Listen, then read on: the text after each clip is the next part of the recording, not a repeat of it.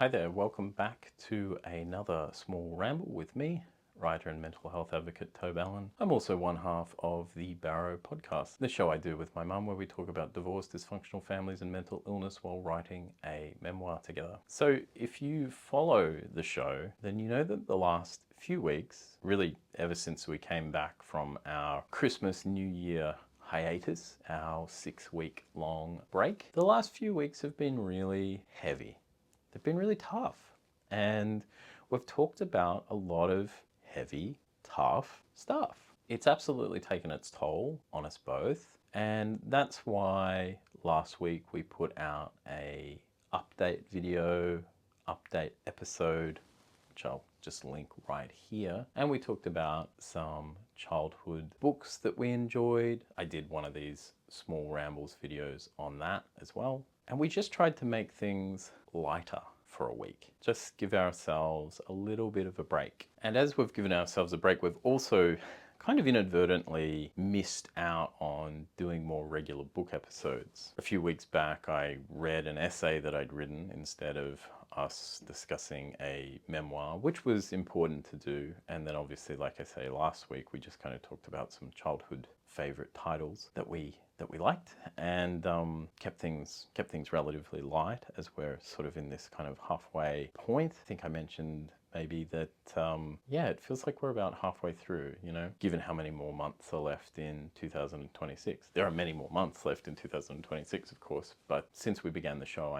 back in late June last year. So we just needed sort of to go into a lower gear for a week before we ramp back up, and then we are taking a very short break. Then we're coming back with a vengeance and going to see 2026 out all the way through to December. But look, what can I say? It's been hard. It's been hard to go through this period of Mum's story because it's involved a lot of hardship and heartache and heartbreak, and it's been very revealing. And, I carry some guilt for pushing Mum into this, not pushing, but sort of encouraging. And, she's always wanted to tell her story and it's awesome to be doing this. And then there are times where I think, oh my God, what am I doing? Yeah, it's tough.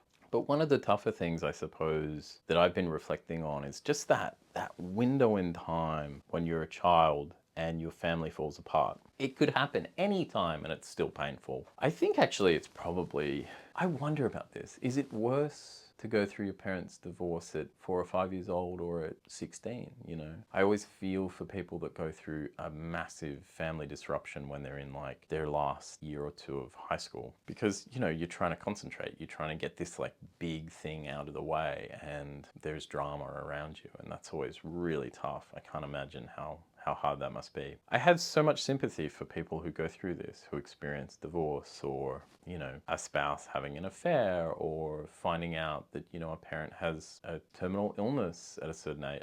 This is tough stuff when families don't hold, because we're promised so much. The advertising around what a family is and should be, and how it's forever. They're powerful, powerful stories that we're told from sort of inception, really. And we believe that, and we want that, and we have that in us. And so when it crumbles in whatever way that it does, it's hard. I did a short solo video some time back, which I'll link right here, on access arrangements and trauma, but specifically on the time you won't get back. And I think about this a lot, and I've been thinking about it a lot lately, is time. How time changes when our life changes. How when families break down, time is lost, memories are lost. The happy memories that you thought you would be making at that time are gone. And you grieve for all the things that you won't have. And looking back, you grieve for what you didn't have.